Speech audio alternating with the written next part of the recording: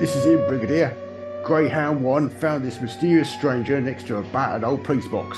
Only you can identify him as the Doctor. We may have a problem here, Sergeant. I've forgotten my contact lenses, and I can't see a bally thing without them. It's a bit of a pickle, sir. Perhaps you could just pretend to recognise him. Capital idea, Sergeant. Ah, yes, that's the Doctor. Recognise him anywhere. That's the filing cabinet. The Doctor's over here, sir. Ah, yes, that's the Doctor. Recognise him anywhere. Stop. Paul, are you just recycling a sketch from Attack of the Autons, the zero-budget fan film that you and your friends made around 35 years ago? I don't know what you're talking about, complete stranger who has just walked into Unit HQ. I am Brigadier Alistair Gordon, Lethbridge Steward. No, you're not. You're Paul Ferry, and you're wearing a fun-fur moustache. Ow! That was stuck on with double-sided tape. He's right, you know. We are getting a bit lazy with the writing on these intros. We need something vibrant. Something that says time ram. Oh, fuck off, Tweaky.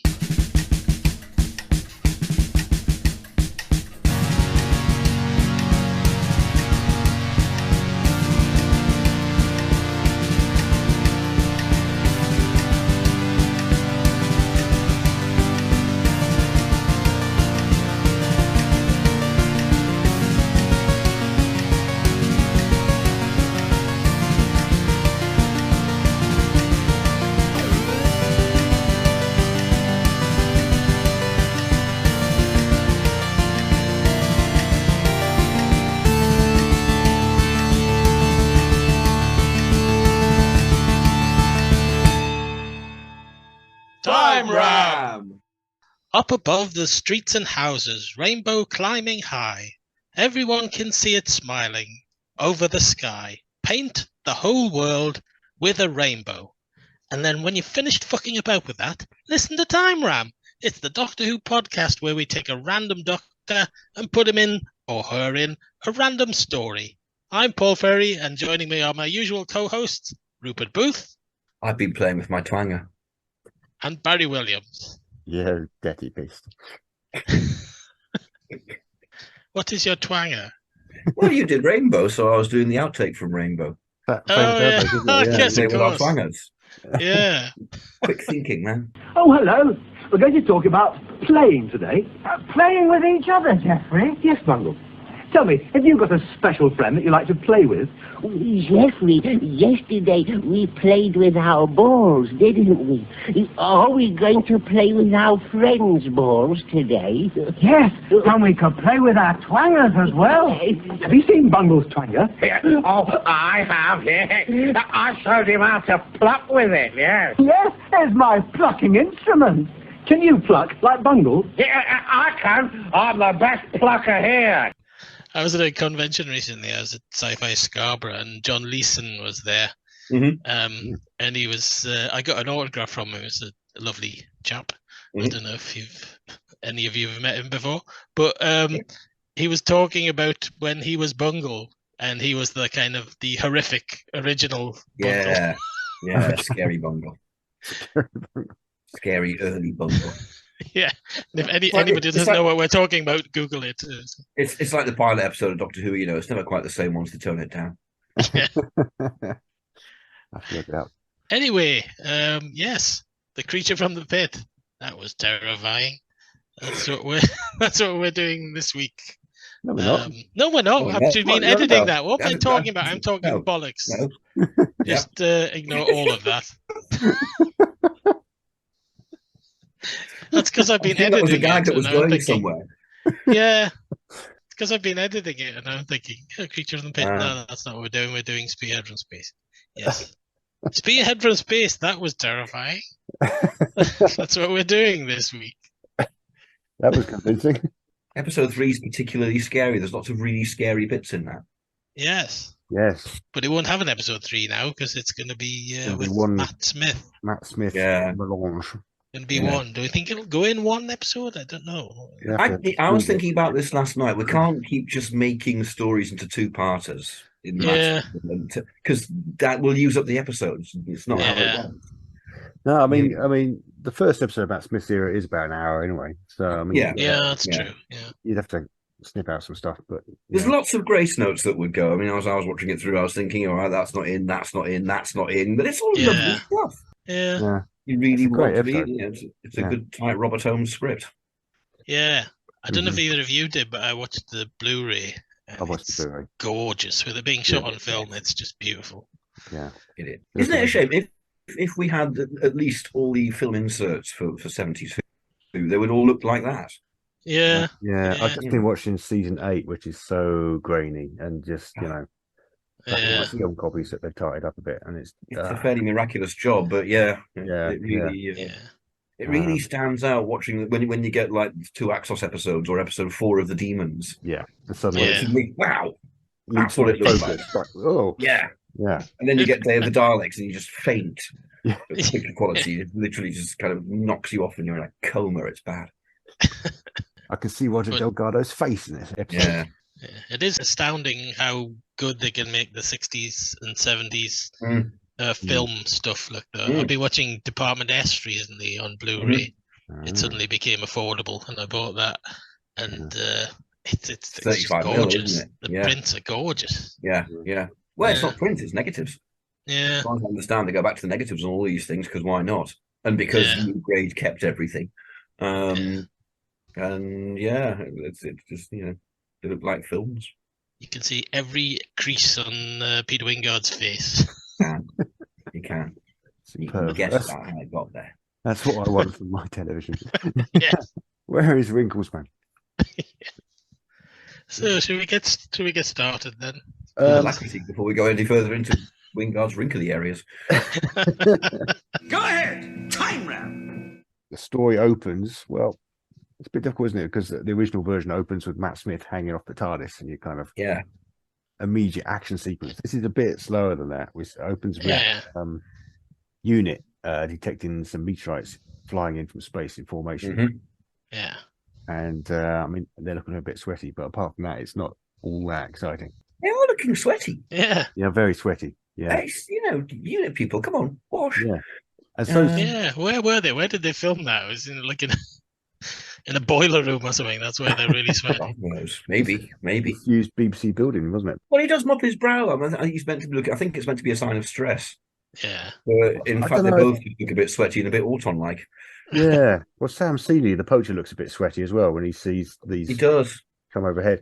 I assume that it's meant to be really hot because the meteorites. They say they came down through a funnel of thin, superheated air. Oh, that's right. Yeah. That's what it's about.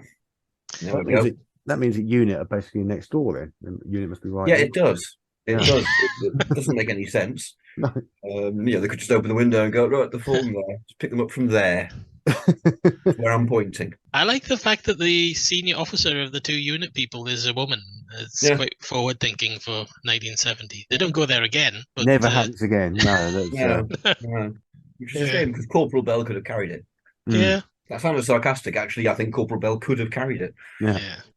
So all right. Well, in the Matt Smith version, I think that he's hanging out of the TARDIS as the TARDIS flies down through a funnel of thin, superheated air. With a pile of meteorites. Give it a bit more angle drama.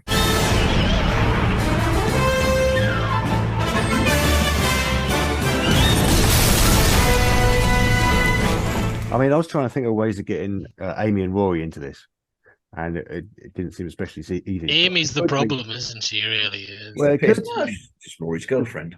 We got the Rory could be working in the hospital, but we've also. It occurred to me we've got this poacher, Sam Seeley, and his wife Meg, and they pick up one of these meteorites. It occurred to me maybe Amy's walking in the woods, and she finds one of these meteorites and takes it home with her.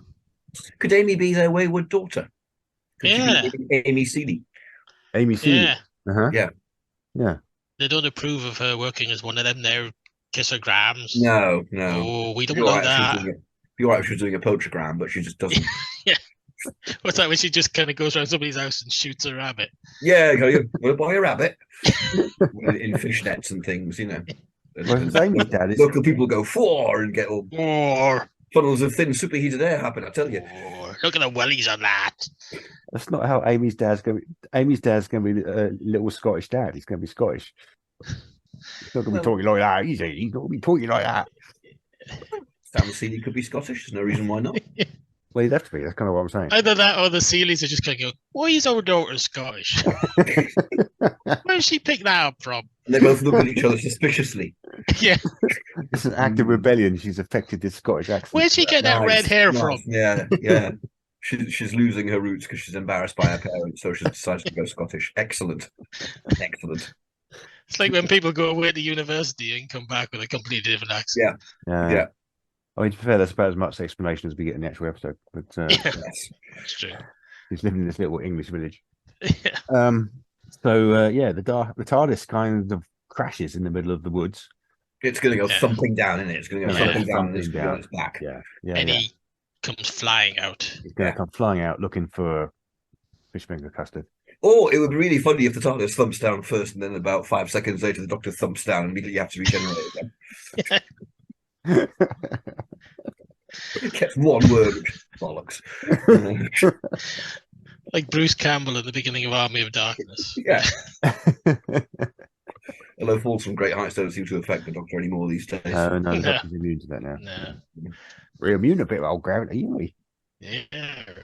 I've retconned that, I've retconned that as the kind of made time it's harder during the time war. He's been held aloft by the air in the funnel. Oh, yeah, It's a waft down.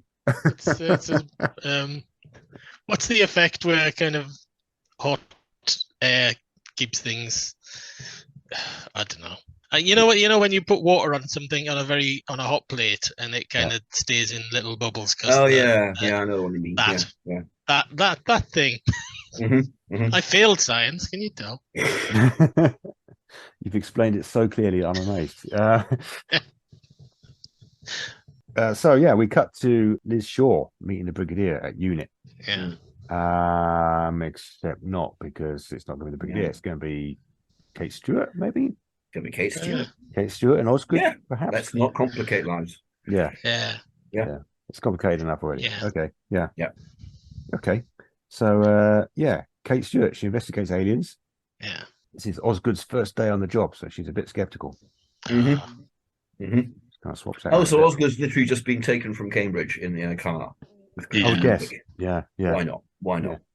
I must say, I'm quite impressed with how Liz gives no fucks throughout this entire story. I love Liz in this. I absolutely love Liz throughout this. Exactly how you'd be if you'd just been basically abducted from your work. And so, I'll come and do this. And by the way, it sounds like complete bullshit. You just become.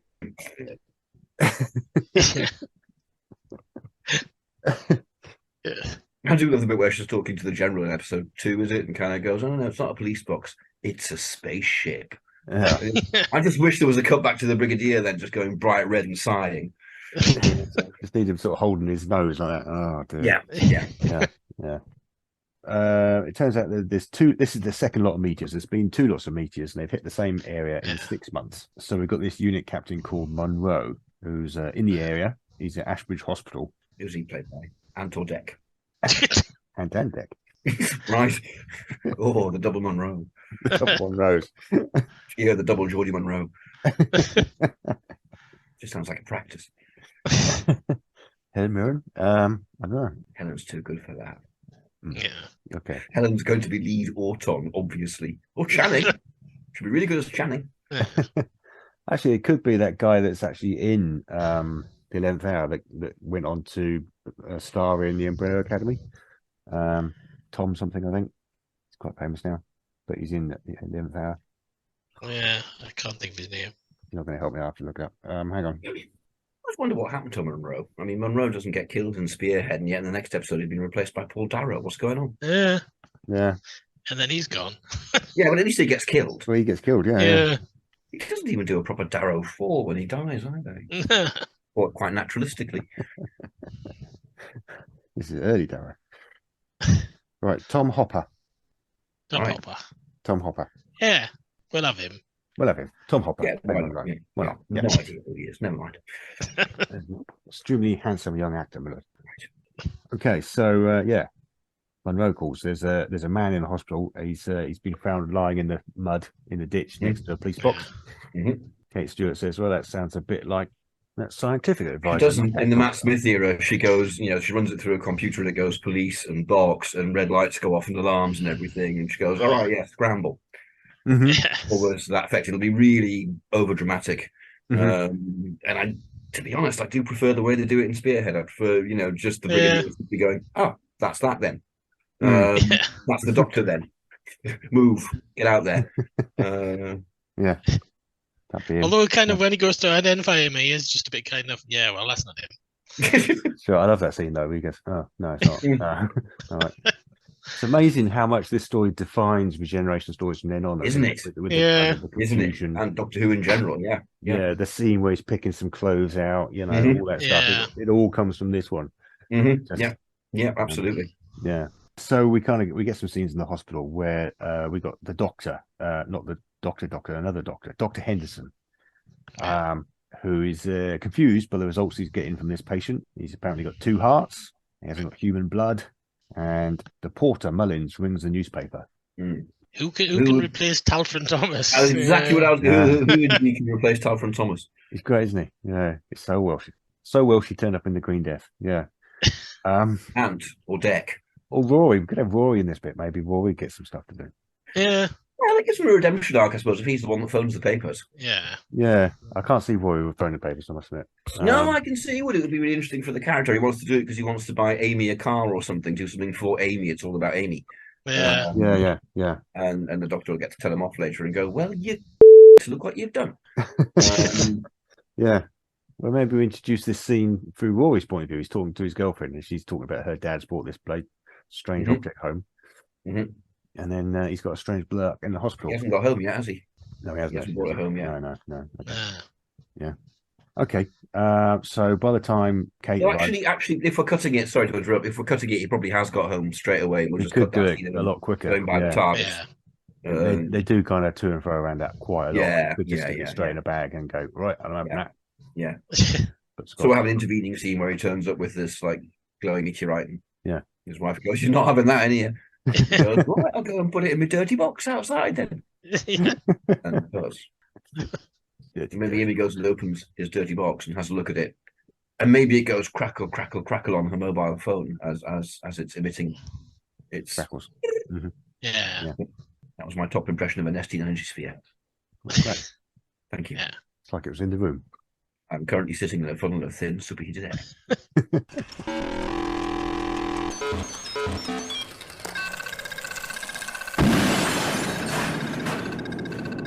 Thank you, Doctor.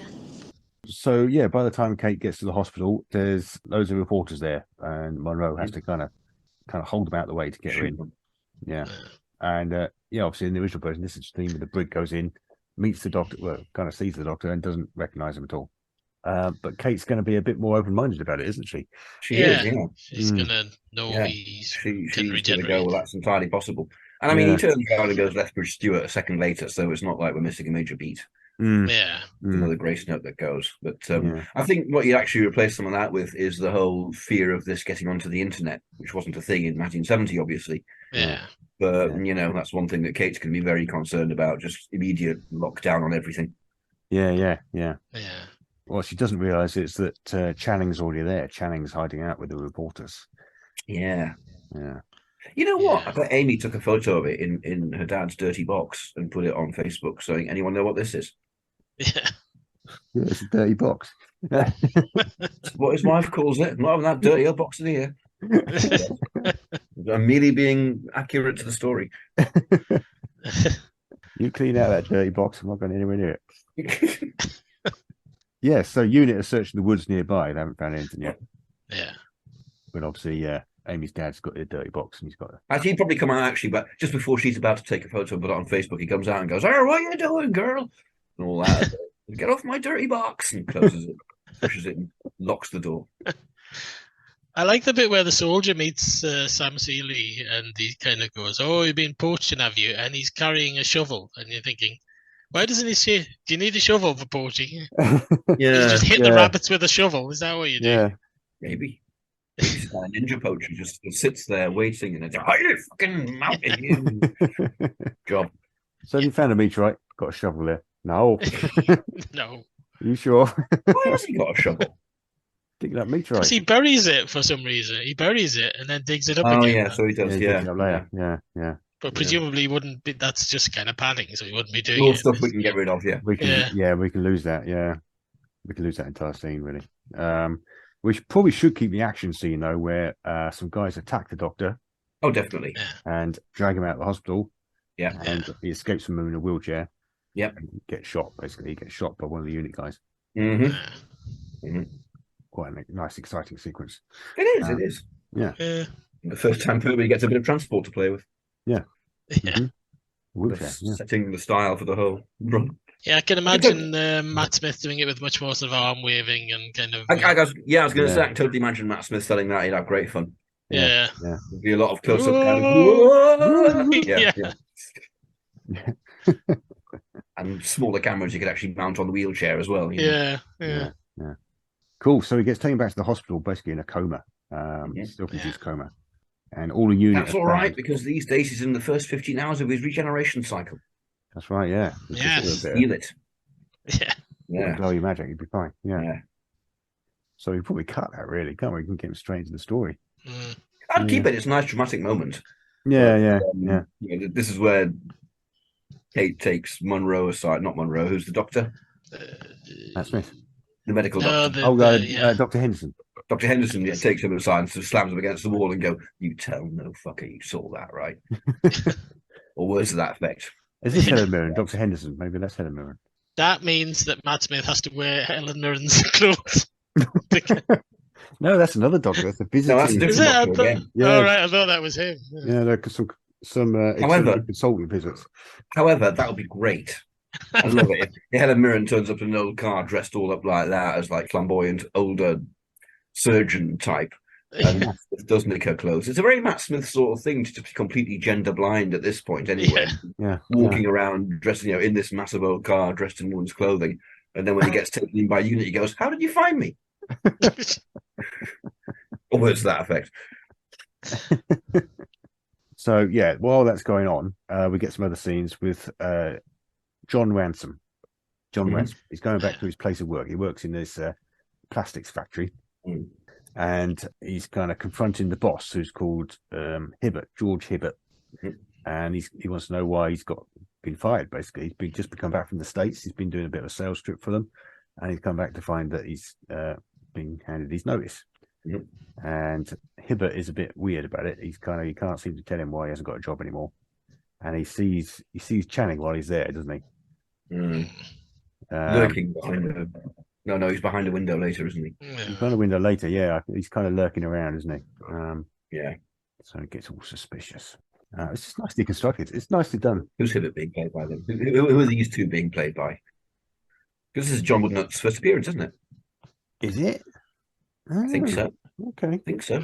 It's all very male again, isn't it? It's very male. There's always got guys working in this plastic factory, which I don't think you'd do in the 21st century.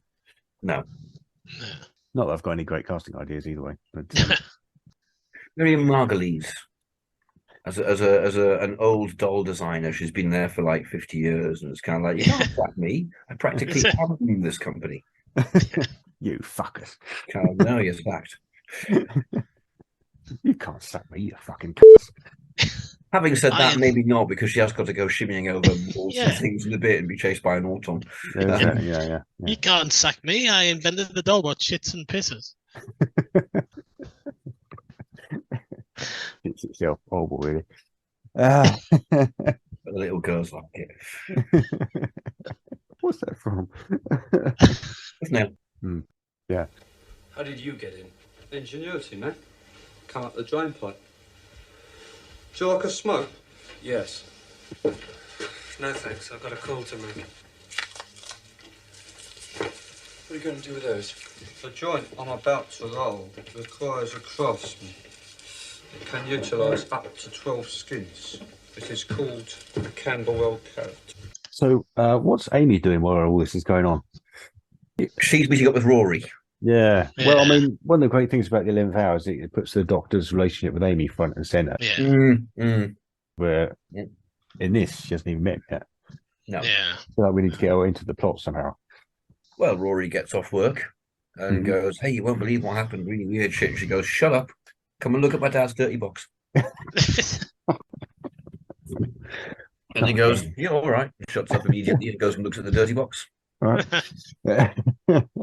Holds a glowing sphere, and maybe they both go, "Ooh, wait a minute. Ooh. This could all be connected." Yeah, and they keep taking this sphere out. What they don't realize is every time they do it, there's an auton in the wood.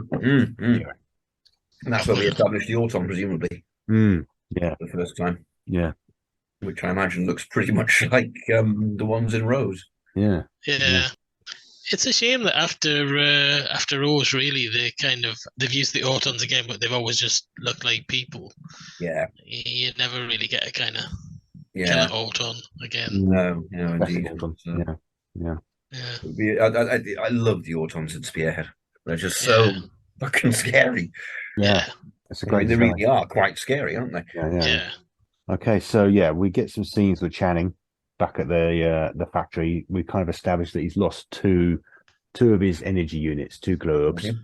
Yeah, globes. Did we cast Channing? I don't think we did. No. Channing. Christopher Biggins? Doesn't work for me. Celia Imrie? Trying to think of a young actor. Trying to think of young actors these days, isn't it? It's kind of someone who's around at the moment. Yeah, this is always our problem. No interest in young actors. It's the guy that played the Doctor character from Return of Doctor Mysterio. He's quite sinister. Got his name now, Dr. Zip. He's the one that was replaced by the Donald Pleasance. Yeah. Yes. Dr. Zed or something. I can't remember. Dr. Sim. So there's him. That actor whose name none of us could actually remember. No, vaguely European actor. Richard E. Grant, possibly. Yeah. I don't think anyone would be as good as Hugh Burton. Yeah, I was thinking actually was because I didn't know who he was when I saw this the first few times. But was Hugh Burton well known then? Because I mean, he'd done The Mind of J.G. Reader, J.G. Reader, which is a very odd series. I watched them on Talking Pictures TV recently, and it's very strange. It's very strange. It's very much a bedfellow to Ace of Wands, isn't it? The title sequence. That was done by the same guy. It's strange. Yeah. He's great in this as well, isn't he? Particularly he's tremendous. Quite subtle, but he kind of immediately turns out you're like, well, he's not right. He's sort of alien. He's just scary as hell. Yeah. He's very good. He always stood out to me from the first time seeing it. I think which was the BBC compilation video. Yeah, I'm not sure if I had seen a pirate copy before. I don't think I have, because I think it was one of those ones that I was then surprised to find there were bits in that weren't in that, and the episode endings, Yeah, he's actually scarier than the Master of the following year, which is yes. Channing's lost his ball, but the Auton's triangulating every time Amy and Rory get it out of the box and have a look at it. Yep. Yeah. And they do that a lot because they're fascinated by it. They can't get their hands off that dirty box. They really can't. They really can't. It's been verboten for so long, but now she's of age. You dirty old box. I can do what I like with my dad's dirty box. I don't know what the parents are doing at this point. Sam and Meg, they're just sitting in the house watching telly. Yeah. Their fate, both of them, really is quite indeterminate, isn't it? You assume that they're killed by the Auton, but you never actually see it. I'm not sure they are they? I think they just. I mean, Sam isn't there, is he? He kind of vanishes from the narrative. Yeah. Yeah, and she's there. The Auton goes in. The next thing you see, the Auton's just rummaging about, but you don't. She's on the deck outside. She gets knocked over. She's down. Yeah, but you don't know if she's dead or what. I've got a feeling that they established that she's alive. Yes, afterwards, We are jumping ahead, but that scene where she's firing at it in episode 3, I think, is the scariest scene in the whole thing. It's just terrifying. Yeah, it's the pause before it starts walking towards her again after she's blown a hole in it. And she's really, really selling it as well. And she's really selling it. She's really selling it. Yeah, she's excellent. Directed, of course, by Derek Martin, who always does a good job. Yes. Yeah. So we get some scenes with General Scobie. He's a visiting unit from the regular army. and it's not really sort of telegraphed that he's particularly significant at this point, but he's kind of, you know, he's kind of aware of what's going on, and he's giving them. Can he be Stephen Fry? Why not? Yeah. Why not?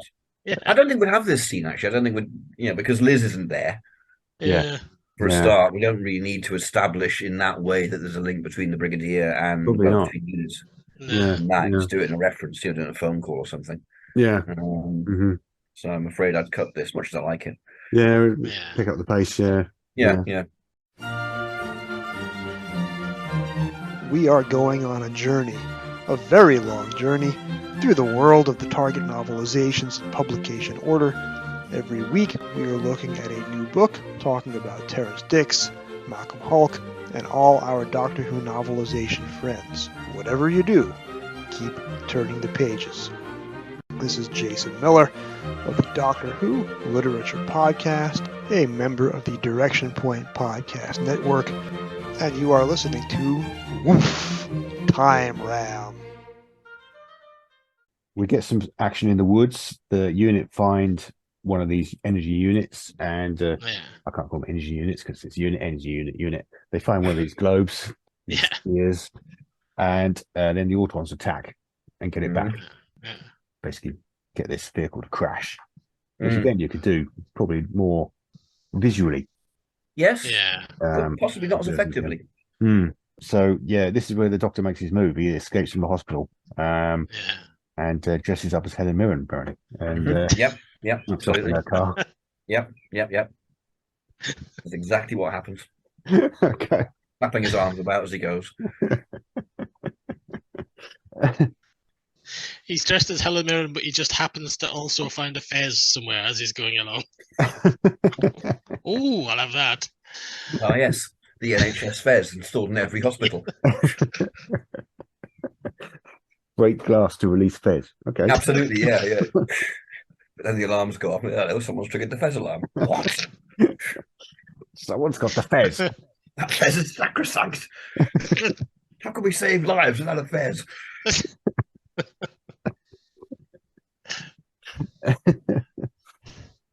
Helen Mirren saying that, obviously. Yeah. Clement Attlee promised every hospital fez in the 1940s. It's very important. Yeah. So in the original version, at least, the Doctor goes straight to unit and is introduced to Liz, and is basically drawn into the plot, the meteorite plot. I still feel we need him to meet Amy somehow. Yeah. He nearly knocks her down. Yeah. Knocks her down. Yeah. In a regenesis type, reverse regenesis same way. Careering along the street in the car he can't control, wearing a fez he doesn't know how to wear. Dressed as Helen Mirren. His fez falls over his eyes, and he spots this policewoman and thinks, "Ah, she's not dressed as a policewoman, though, is she?" No, probably not. Maybe Rory and her are lugging this dirty box along because they decide to take it somewhere. Maybe they're trying to take it to the police to show them. And rather than just phoning the police and saying, "Come and have a look at this box," they go, "No, we'll take it. It's only really heavy." And maybe we combine this scene because we got this original version where Unit gets chased off the road by an Auton. Maybe he bumps into them and he's taking their dirty box for them in his stolen car, and then we get an action sequence where they're getting pursued by Autons. Yeah, I can kind of imagine Matt Smith stopping, you know, when he sees them and kind of go, "I see you're struggling with that dirty box." And you just chuck it in the back. I think it would be a scene where the Autons are closing it. Yeah, it's a crescendo, isn't it? It's they've decided to go to the police or something. The dirty box is wide open and the sphere is sending out a signal, and the Autons attack, and the Doctor picks it up on his sonic screwdriver. Which functions as an everything. Yep. Great. Maybe the fez starts flashing and he kind of knows there's an alert going on. Can I just say congratulations? Can I just say congratulations to all of us for not reacting to the dirty box is wide open. I mean, something terrible must have frightened him before he died. Look, his face is horrible. That'd be nice with a bit of salt and a few onions. Nothing so tasty as a dirty box. You see, if you hadn't mentioned it, Paul, if you hadn't congratulated us, we'd have been fine. That's the exciting thing. Nobody in the universe can do what we're doing. Okay, yeah. Yeah. So they're getting pursued by Autons. I'm trying to work out how to get back into this plot here, but so they're getting pursued by Autons. The Doctor's picked it up on his sonic screwdriver, and Korea's off the road in his own car, dressed as Helen Mirren. Yeah, and runs up and saves the day. Waves the screwdriver, and the Autons all go. Yeah. No, that's good. Yeah. Yeah. Meanwhile, Ransom's breaking back into the factory. Oh yeah. Do we need Ransom? That I was thinking that because he's a bit superfluous, isn't he? He kind of doesn't really do much. Yeah, if we're speeding things up, maybe we can. Yeah. I mean, he tells Unit some stuff, but the Doctor's going to get to Unit more quickly. Yeah. And be full of it, and with Amy and Rory and a sphere. And we don't need his cliffhanger of him getting totally destructed. So we don't need that. So it's a shame because I love total destruction, but I mean, it gives us the scenes with Channing and Hibbert now, I suppose, doesn't it? But we haven't really got time for them in this, so if we remove Ransom. Yeah, okay. Cut to this. Yeah. Sorry, Ransom. Total destruction. Yeah. Hibbert gets totally destructed as well later on. He does. We've still got total destruction to come. Good. They both get totally destructed, yeah. Maybe they should be Anne and Dec. This is Anne and Dec. No, we've cut that point. Okay, no. Okay. Total destruction, man. Or would they be kind of like the comedy lead Autons? Destroy him. He said, "Why would you destroy him? I'm not destroying him, man." You don't need total destroy him. Lead Autons. Don't know how comedy Autons work. So yes, the Doctor wants to investigate the sphere, I guess. He's got equipment in his TARDIS, but he can't find his TARDIS. He's got the key. Kept the key, but the TARDIS is missing. Unit have got it. So I'm guessing they all need to go to Unit to get his TARDIS back. Yeah. Would he call Unit at this point to go, "Have you got my TARDIS?" He might do. Because obviously Pertwee isn't really down with Unit, but Matt Smith will be. Matt Smith's completely down with them. Yeah. That's the first thing I'd do. Yeah. Or actually, since the Brigadier's got his mobile phone number, presumably, Tennant, but she'd been trying to call him all the way through, he just hasn't turned his phone on. How's he got a phone? Has he got a phone? She's got a phone. Yeah, I don't know. The Doctor's got a mobile phone. I think there might be a phone. Maybe he hasn't. Well, a Unit's maybe aware. Well, we can move things along quite quickly. Actually, if Unit turn up just after the nick of time here to save Amy and Rory, you know what? Yeah, we're cutting things down in the dirty box. Yeah, I mean, we're basically up to the point where in the original version, the wife's opening the box, the Autons come in, and Unit turn up in the nick of time. Yeah. We've kind of cut to the chase to such an extent we could more or less get to that point. Yeah. And everyone sort of comes together, and Kate can explain. And Mrs. Seeley miss it all. They're still sitting in watching the telly. Mr. and Mrs. Pond. That's what it'd be. Mr. and Mrs. Pond. Yeah. Sam and Meg Pond. You can just imagine kind of Matt Smith's Doctor kind of saying, "How did you find me?" to the Brigadier, and she's going, "Yeah, you're wearing a dress and a fez and driving a Edwardian car." It's exactly what I said before. Yeah, it's kind of like, how on earth did you find me?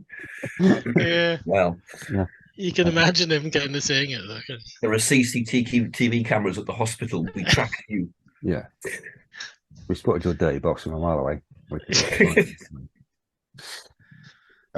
They get into a bit of a battle then with the Autons, and eventually Unit get them out of there. Yeah. And they come together. They kind of work out what's going on. They all get together in and I guess it's probably around this point. Probably around this point that they realise that the meteorite's made out of plastic. Mm-hmm. Yeah. And finally, sort of put some detecting on it, and they conclude that maybe they should be looking at a plastics factory. Mm-hmm. Yeah. Of course, he may or may not already know the Autons, depending on where we get Terror of the Autons and Rose. Yeah. Yeah. Troughton's first story, Rose. Yeah. Yeah. We've done a regeneration story before, haven't we? It's more difficult when you're trying to start a new era with Yeah. Yeah. This one's actually not fitting badly. Yeah, this is one of the easier ones, probably. Yeah, they'll get more difficult with later regeneration stories because there's more backstory and more baggage. Yeah. Right, do we need General Scobie then? Are we keeping him in, or what's happening with General Scobie? Because this is the point where he gets replaced with his twin. Yeah, but nothing ever happens with it. Oh no, well, the twin commands the unit to stand down. It kind of slows things down a bit for the story. Yeah. Yeah. Obstructs them from doing stuff. Maybe we should get rid of General Scobie as well. Yeah. Yeah. He kind of stops him from investigating this. He kind of exists to, like, sort of spoon feed you the idea that they're replacing important figures with autons, but you could just do that with dialogue, really. You don't need and to be honest, if we want the whole thing of the brigadier being prevented, ordered not to attack by the general, then we could just do that with a video screen, and everyone's pointing, going, "No, it's not the real general. That's an auton. Look." Yeah. I mean, maybe being Stephen Moffat, he would do the kind of the horror film scene where you realise that everybody in the hospital's been replaced and they're all autons. Yeah. Everyone's kind of starting to turn on them. Yeah. Yeah, because he'd probably kind of play up the who's been replaced thing as well, wouldn't he? Again, as the brigadier, as Kate Lethbridge Stewart being replaced. Yeah, she's looking sweaty. Yeah. They're all quite sweaty in the story, aren't they? Examine her box. See her tell. Yeah. So yeah, we get some quite lengthy scenes in the original version where the Doctor's kind of tracking down what's going on with it, and they end up in Madame Tussauds, don't they? Yes. Which doesn't really fit anymore. No, not at all. And it's expensive, so let's if we keep it just to the hospital and then the factory with the occasional glance to sort of unit space, then that streamlines it a lot. Yeah, we just have people in the village and the local area getting replaced, and it's starting to turn a bit sinister. Yeah. Where did they film that Two Swords stuff in the original? Was it actually in the room with a curtain somewhere, isn't it? Was it Two Swords? I've got a feeling it might have. I mean, because there is actual waxworks there, isn't there? Although some of them are people, but Yeah. I don't know. Because the Doctor says, or Liz says something about them all being. This section are all top politicians, and you can quite clearly see Mahatma Gandhi in the background. Yes. They're kind of not, because Madame Tussauds' famous display of civil servants. Oh yes, I reckon that's excellent. It was filmed at Madame Tussauds. Oh, there you go then. I love that you were saying before about Caroline John's performance. Yeah. I love it in that scene when he's listening to the watch and stuff, and she's going, "What are you doing?" And it's such a good. She's not overplaying it. It's such a naturalistic performance. Good, It's brilliant. The whole thing's very well acted. Spearhead's just pretty damn good. Yeah. Maybe these days they'd be replacing pop singers and TV presenters. Yeah, celebrities. Yeah. Ant Deck. Deck. Yeah. Stephen Fry. Yeah. They get attacked by Otto Ant Deck. We must replace the presenter of QI. This is the repository of all human knowledge. We can feed them false information. Yes, if it's Stephen Fry, they will believe it. Yes. We will have him say that beans are actually a pea. Oh,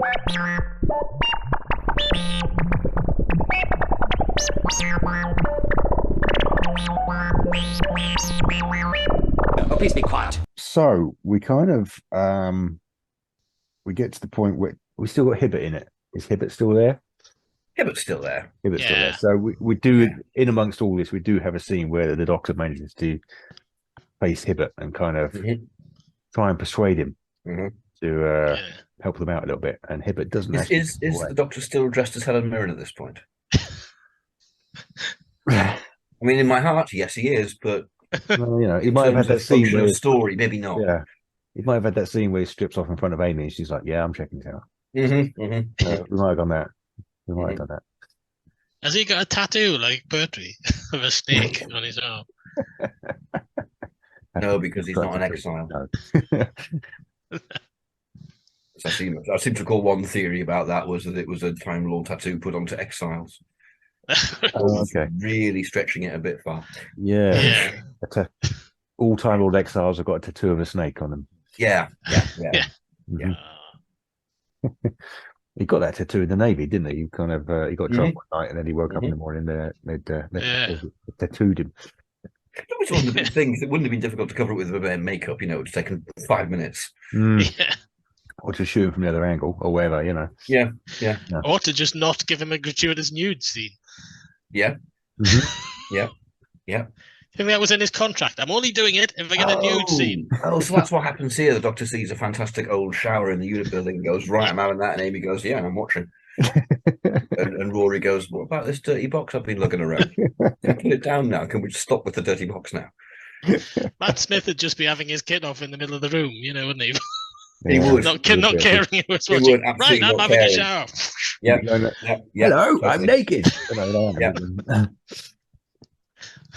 Excellent. So, yes, we get to the next morning where we get the famous scene in the shopping centre where the dummies burst out. That scene that they nicked off, they borrowed from Rose. So does that mean so when did the Autons get hold of the sphere that was in the dirty box? Was that during the big battle when everyone comes together then? Yeah, that's what Scobie does, isn't it? Scobie comes and gets it, doesn't he? Well, no, they need time to test it, don't they? They need time to test it and say, "Oh, this is plastic. Hello, this is the swarm leader." Well, they don't test it. The Doctor's waved a sonic screwdriver at it and just goes, "Look, no." He just gives all that information. Speed it up. Yeah, fair enough. Yeah, he doesn't need that equipment. He's got sonic. Yeah. Cool. Yeah. So I guess they must have done then. Yeah. Cool. All right. So they got the swarm leader. They're starting to start their plan. Then it turns out they've got mannequins. They've made these mannequins. They've got them all over the world, but mainly in London. And they burst out of these shop windows. And don't rather, but they did in. It's a shame we don't see that. It's a great shame we don't see that. I do understand it would be fantastically expensive, but I mean, it'd be nice. Even if they just filmed a close-up shot of a hand going through a panel in the studio, it would have been, something. Yeah. Shame. Is it just me, or does anybody else think the Auton in a wig looks like Barry Norman? No, he totally looks like Barry Norman. Yeah. Even the first time I saw that, I just thought it just really looks like Barry Norman. And why not? Yes. Miss Barry Norman. Yeah. So we get some explanations here. Channing kind of explains to Hibbert that they are the Nestine. And this is why Hibbert kind of starts to turn against them, and he attacks this machine. So Channing's built this machine and he's putting the swarm leader in it, and it's got a monster growing in there, and Hibbert attacks it, and Channing basically destroys it and kills him. I've always thought it's a bit silly of Hibbert. He knows perfectly well what the Autons can do. There's one standing behind him. Don't turn your back on it and make yourself a clear target. Go around the other side of the thing and start whacking it with your crowbar. It's not very rational. Or whack Channing maybe. I think in the new series as well, you kind of see what was in there. You'd see what was growing. Oh totally. You wouldn't have just a bit of plastic on the end. Although I quite like that. I've always found that really disturbing. Yeah, because you can't see it clearly. What is it's that? The kind of wetness of it, isn't it? It's the kind of sort of sliminess of it. Is it part of the thing? I don't know. It's just a big film they got in there. I don't know. But you'd have a big glowing blob ball with a thing in it. Something thrashing. Yeah. This is the Doctor. Present by High Council Tylos. Keeper of the legacy of Rassilon. Defender of the laws of time. Protector of Gallifrey. The Doctor, meanwhile, has been working on a weapon. That's what he spent his night doing. He's been working on his weapon all night. They've worked out where this plastics factory is. So the Doctor and I'm guessing Kate and Unit, they all go. And presumably Amy's tagging along, possibly Rory. Amy and Rory are definitely there. Yeah. And they get into a bit of an old battle with some Autons. And then the Doctor. See Rory's nursing skills here. That's why he went along. He helps the casualties. He's bandaging up. Showing he's a nice and good guy. Yeah. And not just a man who has dirty boxes around. Yeah, so the Doctor's got his device which turns these replicas back into autons. So you can work out who's real and who isn't. Yeah. I like that bit in the original where Pertwee kind of opens that door with his little magic firework thing. Yes. Which he appears to light with a cigarette. It really looks. Well, I was kind of watching it. He lights it with like a little sort of white thing about a couple of inches long. I was thinking, that really does look like he's lighting it with a cigarette. That would be so cool. It's just kind of like yeah, man. It's beautiful, the deals you get in HD, isn't it? It's fantastic. Yes. Doctor's bag, brilliant. Well, an earthly child, the Doctor's partial to a smoke. Yeah, we do. Yeah. That'd be the first. Well, that'd be the first 12th Doctor story, though, so we won't know until we get to that point. Yeah, of course. Yes. Or Jodie Whittaker, one of them. With her pipe, yeah. Excellent. The 13th Doctor's fantastically more interesting. So yeah, we get the climax of the story. Really, we get this creature, which the Doctor takes on with his machine. Yeah, and they're trying to get it working. And I guess you can do a bit better with the tentacles than poor old Jon Pertwee burning away. They're not. They really stand out in Spearhead because the production of all the rest of it is so good. They're actually not bad in terms of Doctor Who at the time. I've seen worse tentacles than Doctor Who. I've seen worse tentacles. The wrapping round is quite nicely done, and all that sort of thing. Yeah. Don't know why he gurns. I'm not. Yeah. He's not. Yeah, he's not helping it, is he? Really? He's not helping it. He's not helping it. I don't think he knew what to do at that point. Yeah. He did gurn a bit in season 7. He gurns an Inferno when he's going through space time. Yeah. And he seemed to turn. I think they may have shown him a compilation and kind of just don't gurn anymore. Don't do that, John. Don't. He did turn the gurning, John. Just no more gurning. Save it for worse on. We can have quite a big climax here, and then eventually, obviously, he kills it. And all the autons collapse all over the place. Yeah. Just as one was about to shoot Rory as well. Oh yeah. That was going to happen. I tell you what, it turns out that Rory's an auton. Of course he is. Rory's an auton. They've got the real Rory somewhere else. Right. Yeah. I wouldn't do that for Rory's first episode. No. I'd have the real one so you can see the relationship between him and Amy. Okay. Yeah. Just a passing thought. The Doctor could be an auton. That would be a real twist. Go back to Unit Lab and like someone else opens the door of the TARDIS and comes out and goes, "What's going on? Am I missing anything?" I don't know how that would work in terms of plot, but yeah, okay. It wouldn't work at all. Not at all. What, you think I'm trying to help? In the original version, obviously the Doctor has been exiled to Earth by the old Time Lords. So this is the point where he accepts a job from Unit. Around. But he don't have to do that. Don't have to do that. Don't have to do You that. could have them offering him a job and him just kind of going, Not very. This is where we'd instead get the reveal of our new console room and Amy making a choice between the Doctor and Rory. Yeah.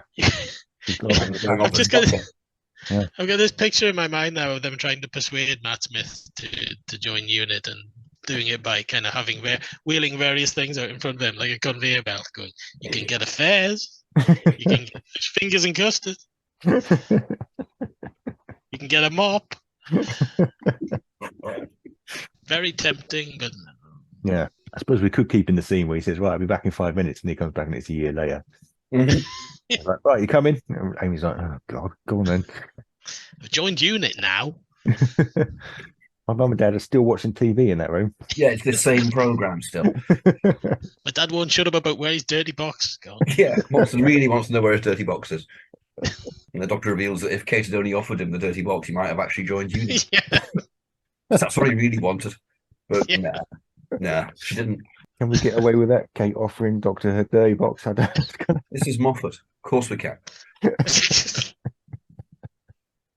Of course. Absolute filth.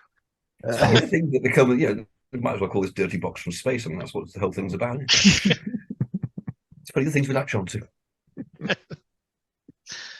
Yeah, so you would get a big scene on the end of this now, wouldn't you? You'd have to see the inside of the TARDIS and all that, the new inside of the TARDIS. The new console room, so you'd have all that.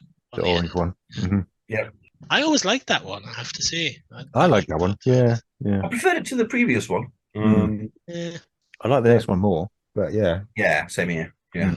Still, just fucking roundels. Give me roundels. Yeah. Nice Actually, balls of roundels. I particularly like Capaldi's version with all the bookshelves and stuff like that. Yes. Yeah. Very nice. Yes. Yes. Yeah. I like the kind of 2-level thing of the Matt Smith one though. That it had that kind of underneath bit. But it must have been a bastard of a set to like maintain. But move around on. Yeah. Being on two levels like that. Interesting set. Yeah. That one. It was really unusual, really odd. Yeah. I liked it for that. Yeah. I was a bit disappointed. I was hoping for something recognisably TARDIS. Mm. I'm never going to stop saying that, all right? I've heard rumours that the new one might have roundels. Yes. The 14th Doctor's one. I've heard rumours that it's very sort of white. That seems to be the. I've seen the video. I mean, Oh. Yeah. Well, I don't know if you two wanted to or not, but anyway, yeah. So I'll not say anything more because I don't want to spoil it. Right. Unless you want to spoil it. Nope. Oh, no. As long as it's not, a piece of snot. It's definitely not a piece of snot. Okay. It's a vast improvement on the Whittaker thing. Having said that, I could build something in 5 minutes out of cardboard boxes here that would be a vast improvement.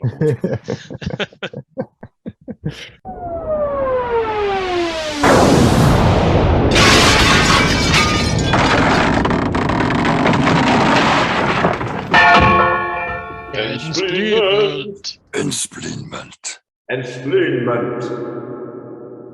It's a spleen. Spleen.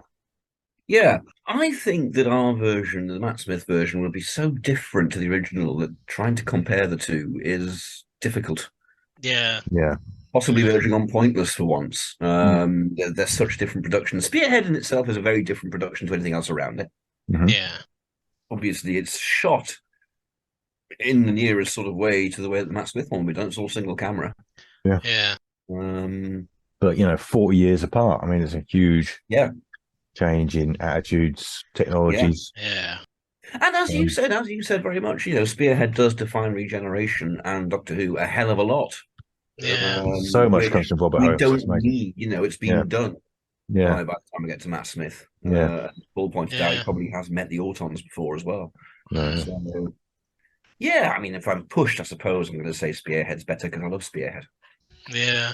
Mm-hmm. Yeah. I think I'd say, definitely Spearhead, because I think we've had to contort it a bit to make it fit Matt Smith, so it would be a very different thing. You can do it, but it becomes a totally different beast. And we've chopped out so much plot, it doesn't actually bear a huge amount of resemblance. Not really. It's kind of story concepts and things like that, but the characters are very, very different. Yeah, all of them are very different, really. And that's what would happen if you were to write it for today. If you just take Spearhead as a concept and write it today, it would be completely different. It would not bear much resemblance. Absolutely. Yeah. So because I mean, so much of it is establishing the idea of the Doctor and unit as well, isn't it? Which we're not going there with this version. No. So you don't have that feeling to it at all. No, you're actually a little bit in the way. You kind of Yeah. You need them there to fight Autons, but apart from that, you don't really want them. Yeah. Yeah. Apart from to give the Doctor, some sort of basis. So you can spend the time introducing Amy and Rory, and the Doctor can, once the Doctor gets the unit, it's kind of like, all right, well, I've got a base now. I've got people who know me. You don't have to spend the time on the Doctor in the same way. Yeah. Just leave it to the character quirky moments, like dressing like Helen Mirren. Yeah. Good. Should I spin the numbers then? Yeah. Okay. Yeah. Here we go. Doctor 8. Oh, again. We're back in the land of Baruza. Baruza. Let's turn into our Doctor. Right, okay. In story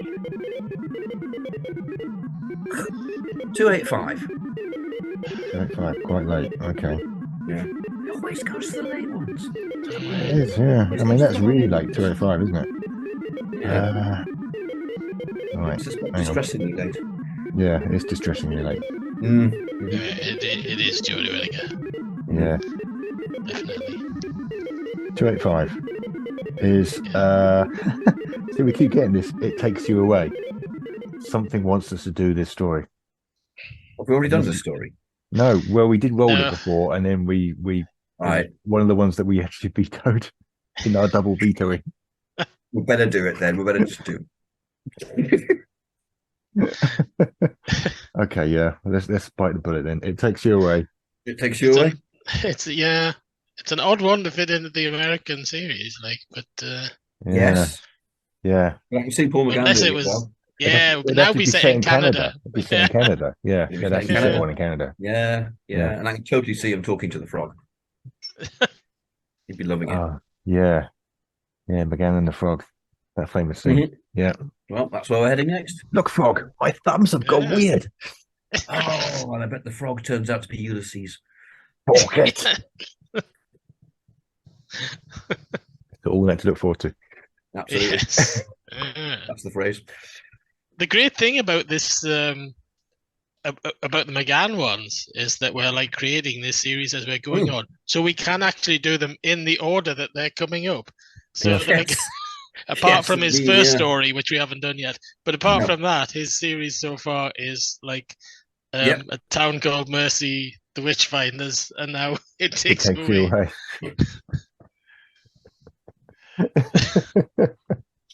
Yeah. We unraveled the mystery of Baruta and yeah. I'm sure he'll be back though when they can afford Shatner again. Oh, they'll just regenerate him into David Hasselhoff. Yeah, that's season 2. That is. That's a the Hasselhoff season. Yeah. Well, maybe it's the big sort of cliffhanger at the end of season 1. You see a Time Lord starting to regenerate, and you think it's the Doctor, but it turns out it was Barusa. Yeah. Oh no, Barusa is Charles Dance. We established that. So. Oh, Barusa is Charles Dance. Yeah, Ulysses is Shatner. Of course. Yeah. Good Shatner. Get it right. Yeah. Important. Well, that was Time Ram. I've been Paul Ferry, and I'd like to thank Rupert Booth. Bye-bye. And Barry Williams. Bye-bye. And as usual, we'd like to pass our thanks on to Ben Jones for the music. Bye-bye. Yes. Bye-bye. Neither of those was Ben Jones. That I'm aware of. Auton duplicates. If you want to follow us on Twitter, you can do so using the hashtag TimeRam. I'm at Paul48. Roop is at Rupert Booth, and Baz is at Baz TimeRam. We've also got a page on Facebook and a website, which is timeram.com. And you might want to go and have a search for us on Tumblr, because there's some interesting things on there. We're not all on there, but there's some interesting stuff that other people have done on Tumblr. I'm discussing some artwork, Paul, some interesting artwork. Yes, some interesting arty work. Yes. Very impressive. Yes, if you want to support the podcast, you can go to Patreon and support us on there and get extra stuff that you can't get anywhere else. Not available in the shops, not anywhere, not even in home. A dirty box. A dirty box. Yeah, you can get a dirty box full of stuff if you support us on Patreon. And you can also support the podcast by leaving us a nice review on wherever you get your podcasts from. Join us again next time for that story, which I've written down. It Takes You Away with Dr. 8. Goodbye.